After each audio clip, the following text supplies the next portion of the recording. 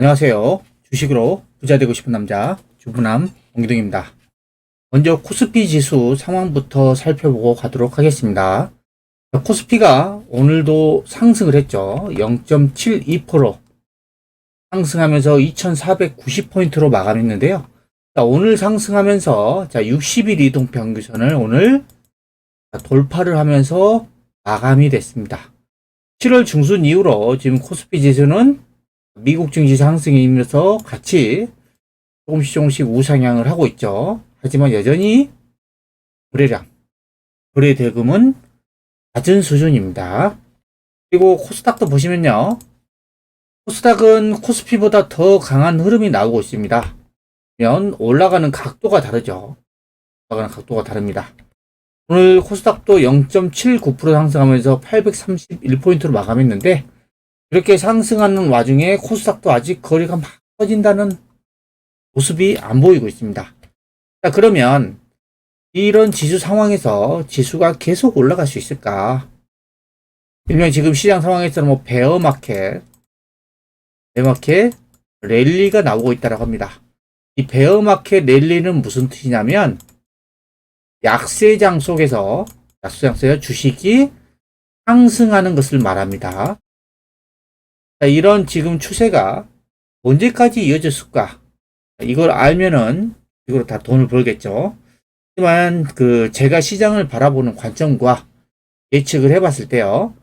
지금 이 코스피 지수는 지금 급락 이후에 올해 6월 달에 급락 이후에 지금 반등이 나오고 있는데 베어마켓 랠리라고 하는 그 기술적인 반등 그거밖에 안 보고 있고요.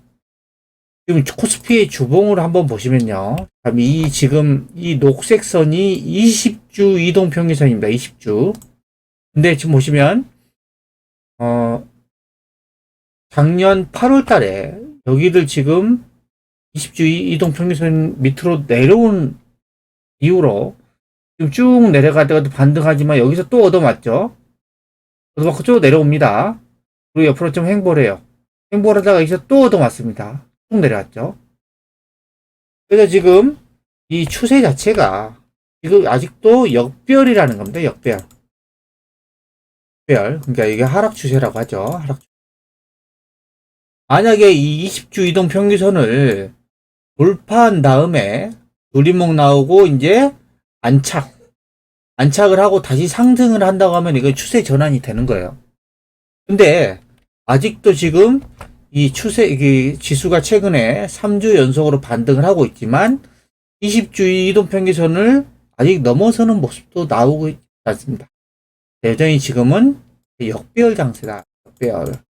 하락 추세다. 기술적인 반등이다. 라고 보고 있고 지금 최근에 나온 이 거래량도 보면 이 정도 거래량으로 지수가 강하게 올라가기 어렵습니다. 그리고 지수가 강하게 이렇게 강하게 올라가기 위해서는 뭐냐면 코로나 때도 보면요. 급락 이후에 이렇게 올라가죠. 이때 왜 그랬어요? 돈을 엄청나게 풀었잖아요. 유동성 장세였습니다. 유동성. 금리를 인하하면서 시중에 돈을 엄청나게 풀었죠. 이 자금으로 지금 이렇게 올라갔어요. 근데 지금 이 상황에서 시중에 유동성 장세를 보일 수 있는 상황이 될까요?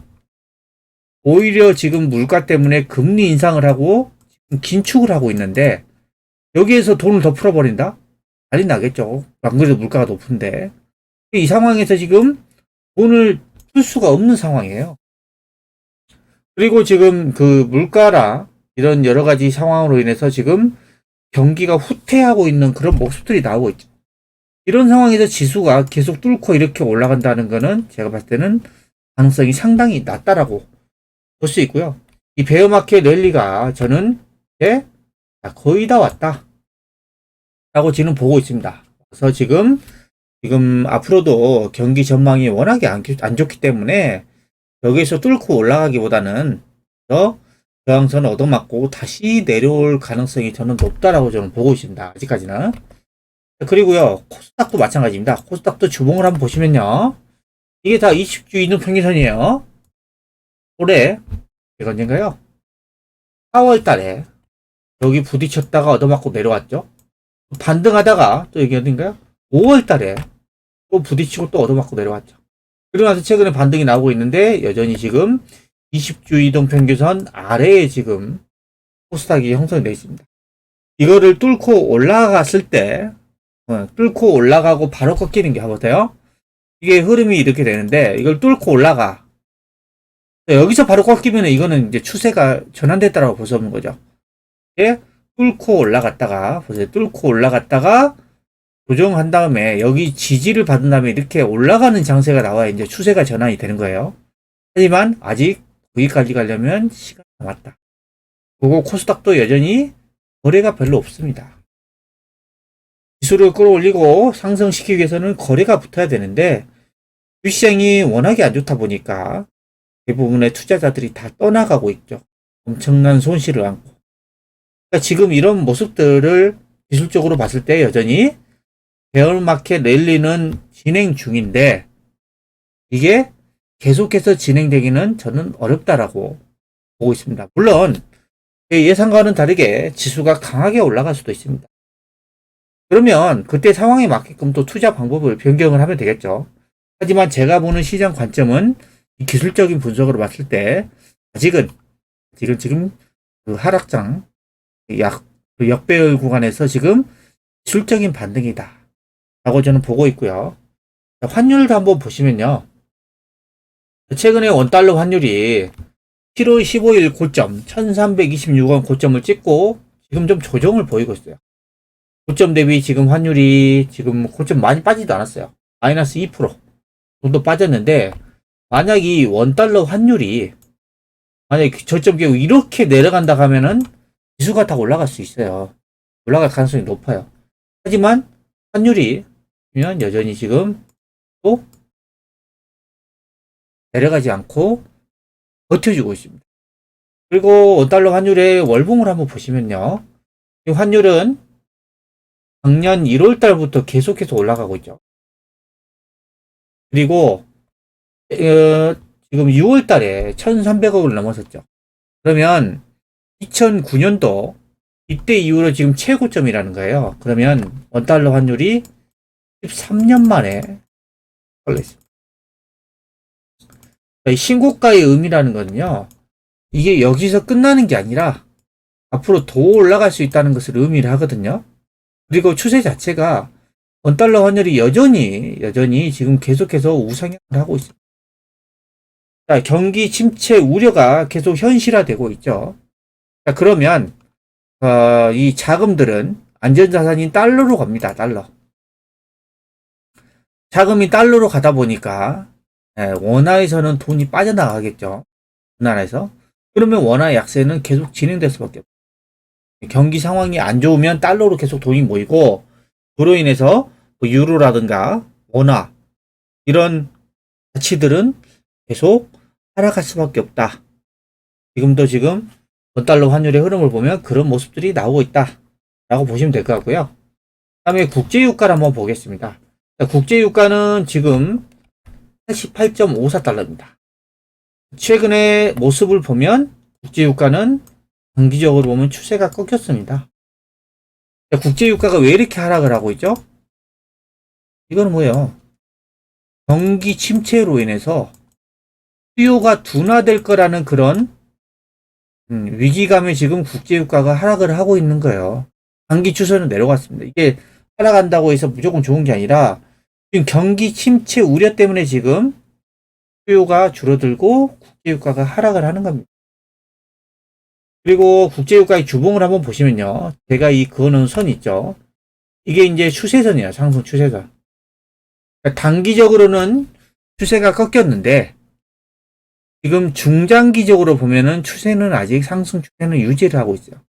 만약에 지금 이 88달러 이때를 깨고 내려가면은 다음 지지선은 이 구간입니다. 이 구간.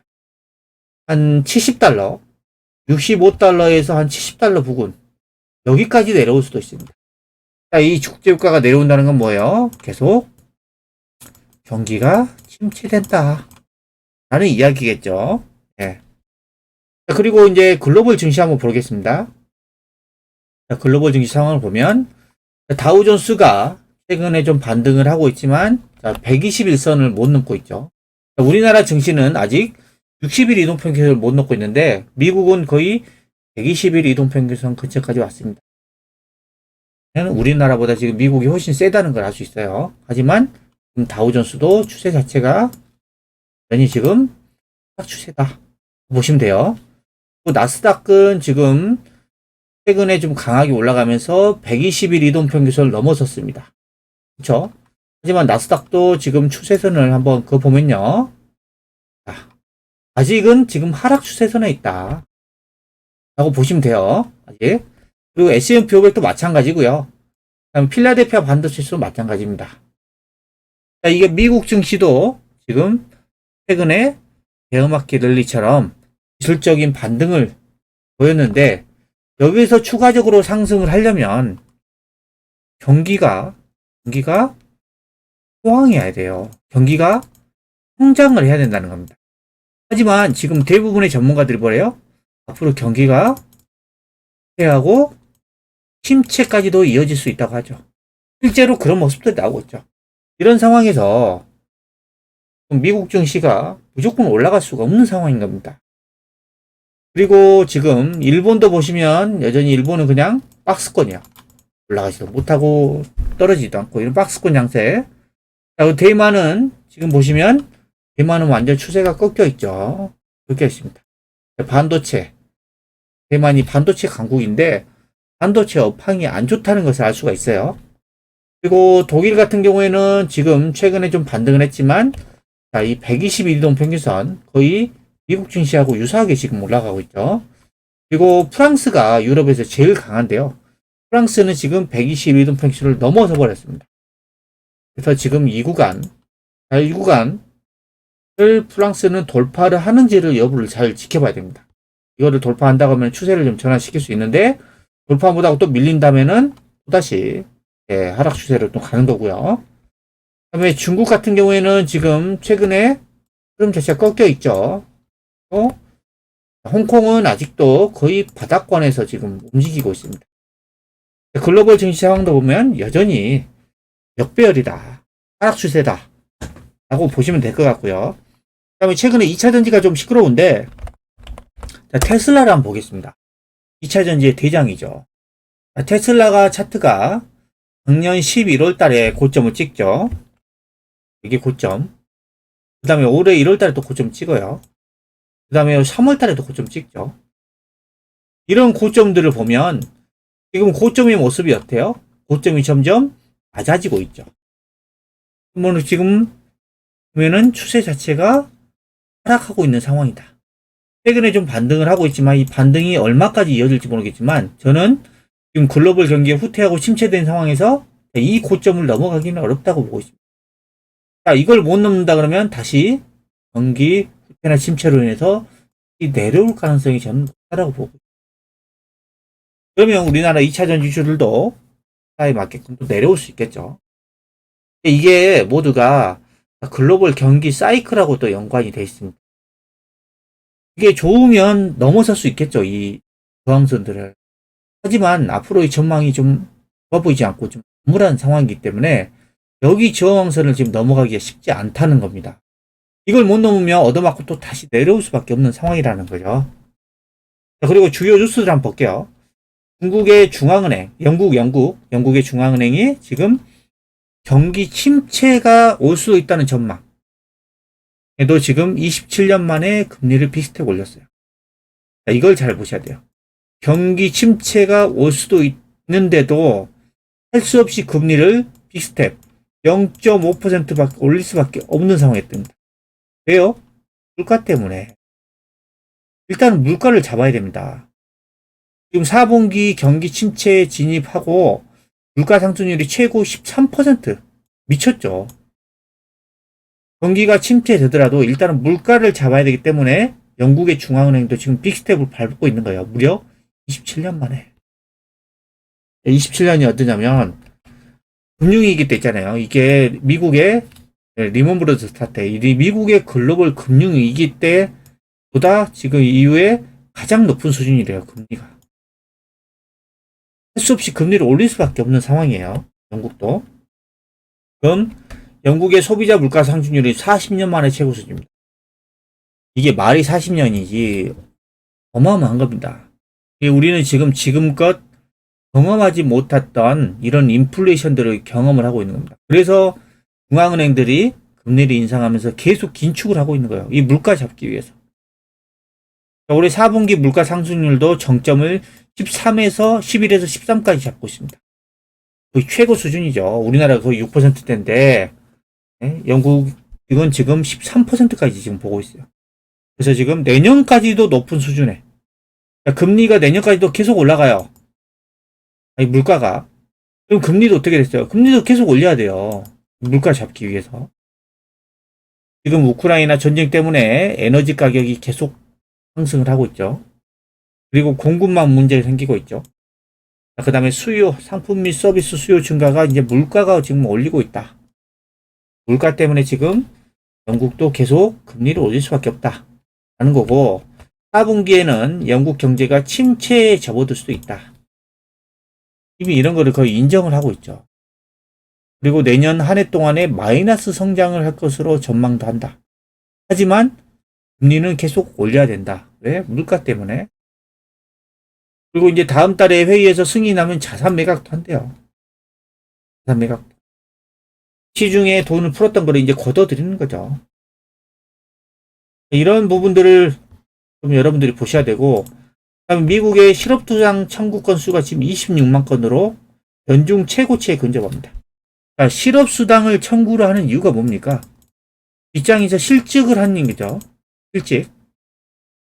실직을 하는 이유인데, 이 실업수당 청구하면 많이 하면 많을수록 실직하는 사람들이 많다는 거예요. 그럼 왜 이렇게 실직하는 사람들이 많아요? 기업에서 지금 구조조정을 하는 거죠. 기업이 구조조정하는 이유가 뭡니까? 이 경기 침체 우려 때문에 앞으로 경기가 안 좋아질 것을 우려해서 미리 구조조정을 하고 있는 겁니다. 지금 미국의 수치도 지금 나오고 있잖아요. 경제지표. 그래서 지금 미국 중앙은행은 계속 긴축금리 인상을 하고 있고, 그래서 경기 침체가 지금 계속 논란이 되죠. 6월달 미국의 기업들의 구인 건수는 지금 1,070만 건으로 전월 60만 5천 건 감소했다. 구인 건수가 엄청나게 줄어들고 있어요. 그리고 지금 8월 5일 우리는 지금 미국 시간으로 8월 5일 날 발표되는 이 7월 달에 고용 상황 보고서가 이게 초미의 관심입니다. 이게 고용 시장 때문에 이게 어떻게 나누느냐에 따라 또 관건이죠. 지난달에 이 농업 일자리, 농업을 제외한 일자리 숫자죠. 이 증가폭이 지금 전월보다 지금 전월에 지금 37만 2천 개였는데 25만 개. 그러면 12만 개가 줄어드는 거죠. 일자리 수가. 농업을 제외한 그런 일자리 수가 줄어든다. 하는 것은 지금 기업들이 계속해서 구조조정을 하고 그리고 미국에 실제적으로 애플이라든가 많은 빅테크 기업들이 지금 앞으로의 경기 침체 우려로 인해서 미리 선제적으로 구조조정을 하고 있죠. 인력을 감축을 하고 있습니다. 이런 것들이 앞으로 경기가 침체될 것으로 생각을 했기 때문에 미리 선제적으로 대응을 하는 것입니다. 그리고 세계 반도체 판매 성장률도 지금 6개월 연속으로 순하고 있습니다. 반도체는 산업의 쌀이죠. 4차 산업혁명에서 없어서는 안 될 중요한 부품입니다. 근데 이 반도체 수요가 그동안 늘어났다가 반도체 판매 성장률도 지금 6개월 연속으로 둔화가 되고 있습니다. 이거는 수요가 지금 위축되고 있다. 신호죠. 그래서 지금 2018년 제가 미중 무역전쟁이 지금 본격적으로 시작됩니다. 트럼프 대통령 때죠. 이때 이후로 지금 반도체 지금 성장률이 지금 최장기간 둔화했어요. 최장기. 심각한 수준이라는 겁니다. 근데 이게 끝이 아니라 앞으로도 좀 더 이어질 수 있다는 거죠. 이런 반도체 업황이 안 좋다 보니까 삼성전자, SK하이닉스, TSMC 등 이런 글로벌 반도체 기업들의 투자 계획을 지금 철회를 고려를 하고 있죠. 금리가 계속 올라가면 금리 부담이 엄청 심해요. 기업들은 어마어마한 돈을 대출을 받아서 공장을 짓잖아요. 설비 투자하고. 근데 금리, 그런 그 대출 금리 부담도 있는데 지금 경기도 안 좋다. 투자를 못 하는 거죠. 그리고 지금 한국의 반도체 수출 증가율이 6월 달에는 10.7이었는데 7월 달에 2.1 거의 급감을 하고 있죠. 4개월 연속 감소세. 우리나라의 시가총액의 상위 포지션을 차지하는 게 삼성전자하고 SK 하이닉스죠. 그러면 반도체 업황이 안 좋다는 거는 삼성전자하고 SK 하이닉스 실적이 안 좋다는 거죠. 그럼 얘네들이 주가가 하락할 가능성이 높습니다. 그러면 코스피 지수가 올라갈까요? 코스피 지수는 당연히 하락할 가능성이 높겠죠. 자, 이런 상황들을 보면 글로벌 경기 상황들, 이런 경제 지표들의 상황들을 보면 여전히 경기 상황은 안 좋다라는 것을 여러분들이 좀 알 수가 있고요. 그리고 이제 주요 종목들 차트를 한번 보겠습니다. 먼저 삼성전자입니다. 나라의 시총 넘버원이죠. 원. 삼성전자의 주가 모습을 보시면 여전히 역배열 상태입니다. 하락 추세. 최근에 좀 반등을 하고 있지만 반등폭이 미미합니다. 미미. 얼마 오른 것도 없어요. 그리고 여전히 거래는 거의 바닥 수준. 삼성전자가 앞으로 더 오를 수 있냐? 앞으로 실적이 좋아지냐? 가볼게요. 삼성전자의 실적 전망치를 보시면요. 자, 올해는 작년에 영업이익이 51조 6천억에서 올해는 54조 정도로 올해는 좀 괜찮아요. 올해까지는. 하지만 내년에는 성장이 아니라 후퇴입니다. 올해는 54조 정도 벌었다가 내년은 50조를 예상하고 영업이익이 이제 축소가 되는 겁니다. 이런 상황에서는 주가가 강하게 올라갈 수가 없는 상황인 거죠. 그리고 지금 시총 2위, 코스피 시총 2위 LG 에너지 솔루션이 최근에 이제 테슬라 상승에 힘입어서 이제 이거 2차전지 여파이 좋다 보니까 또 올라왔어요. 올라왔는데 지금 LG 에너지 솔루션은 다 이 구간 거의 45만원 구간이에요. 여기가 이제 저항선입니다. 여기서 못 올라갔고 4월달에 그 다음에 5월달, 6월달에 이때도 못 올라갔죠. 여기에서 좀 테스트를 하는. 여기에서 올라갈지 떨어질지를 좀 두겨봐야 되겠지만 LG 에너지 솔루션도 보시면요. 실적은 좋습니다. 올해 예상 실적이 1조 2천억대 영업이익이. 내년에 2조. 내후년에는 또 2조 9천억. 실적이 이제 2차전지 여팡이 워낙 좋다 보니까 좋아요. 하지만 올해 실적 기준으로 PER이 지금 113배. 내년 예상 실적 기준으로 지금 PER이 69배입니다. 70배. 내년 시적을 가져왔다고 해도 PER이 70배예요. 이거는 완전 고평가된 겁니다. 고평가. 실적이 아무리 좋아도 지금 이게 유동성 장세 때는 이게 먹혀요. 돈의 힘으로 올라가니까.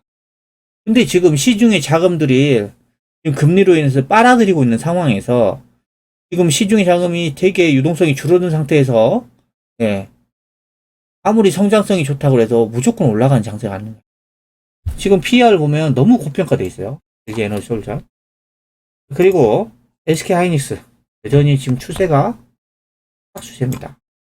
잠깐 반등 나왔다가 1월 달에 잠깐 반등 나왔다가 또 밀리고 있죠.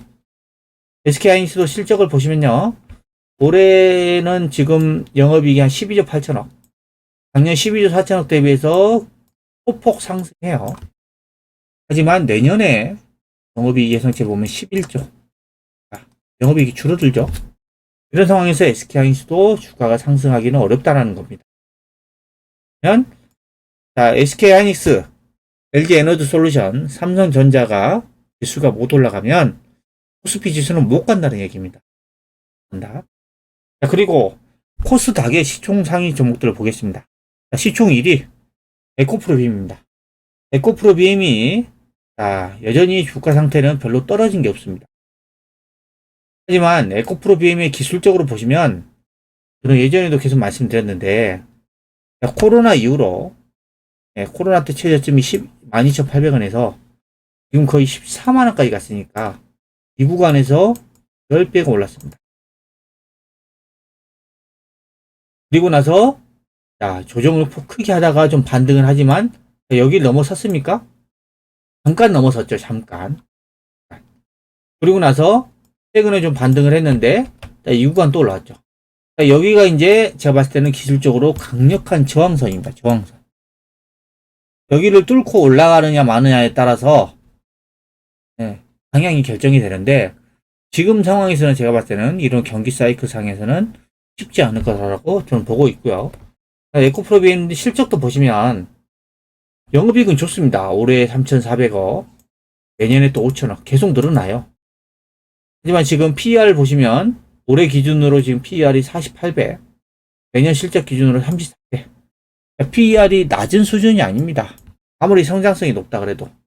그리고 지금 기술적으로도 제가 봤을 때는 에코프로비엠은 이 구간 13만원 초반 이 구간을 돌파하기란 제가 쉽지 않을 거라고 저는 보고 있고요. 그 다음에 셀트리온 헬스케어. 셀트리온 헬스케어는 최근에 제약바이오주들이 이제 그동안 소외됐다가 좀 반등을 했는데, 셀트리온 헬스케어는 여전히 추세 자체가 지금 하락 추세예요. 하락 추세상에서 지금 실적인 반등 나왔고, 실적을 보시면 올해 뭐 영업이익 2,619억, 내년에 3,246억, 실적은 지금 증가를 하고 있지만 PER 수준이 올해 기준으로 지금 51배, 내년 기준으로 지금 기준 44배, 여전히 높습니다. 실적은 좋은데 지금 PER이 여전히 높다는 거예요. 여기서 올라가는 게 한계가 있어요.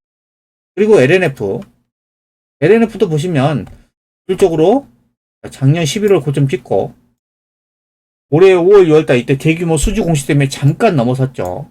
신고가를 냈는데 또 밀렸죠. 그러면서 또 올라왔어요. 그러니까 이 구간들, LNF도 이 구간들이 제가 봤을 때는 기술적으로 강력한 저항선이 될 거라고 보고 있어요. 에코프로비엠하고 비슷하게.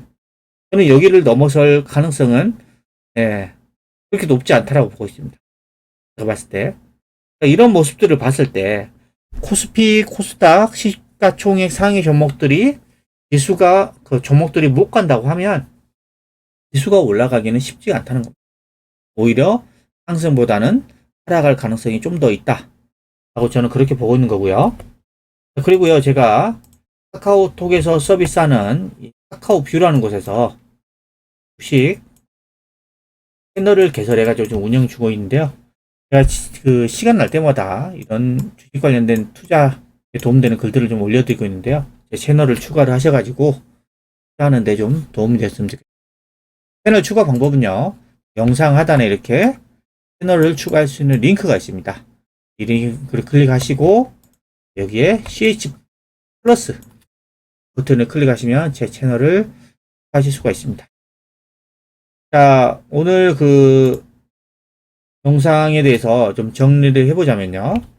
현재는 지금 베어마켓 랠리는 지금 진행이 되고 있다. 하지만 역배열 속에서 하락 수혜성에서 지금 베어마켓 랠리에 거의 끝까지 온 상태다. 끝까지 기술적인 반등이 거의 다 왔다 라고 보고 있고, 지금 글로벌 경기 침체 상황은 여전히 지금 진행되고 있다. 어떤 분들은 경기 후퇴라고도 하고 어떤 분들은 경기 침체라고 하는데, 어찌됐든 지금 경기가 안 좋아지고 있습니다. 그렇죠? 그리고 물가 수준은 피크를 쳤다고는 하지만 여전히 높습니다. 인플레이션은. 그리고 이로 인해서 좀 긴축, 금리 인상을 통해서 긴축은 계속 진행되고 있어요. 그러니까 이런 상황들을 전반적으로 감안했을 때 지수가 여기서 추가적으로 계속 강하게 올라가기는 저는 또 쉽지 않다라고 보고 있습니다. 만약에 제 예상과는 다르게 지수가 강하게 상승해서 하락 추세를 돌파하고 안착을 한다면 그때 상황에 맞게끔 투자를 진행을 하면 되지만, 아직은 제가 봤을 때 그런 모습은 나오고 있지 않습니다. 지금까지 베어마켓 랠리 어디까지 이어질까라는 내용을 설명해 드렸는데요. 영상이 마음에 드셨다면 구독, 좋아요, 알림 설정 부탁드립니다.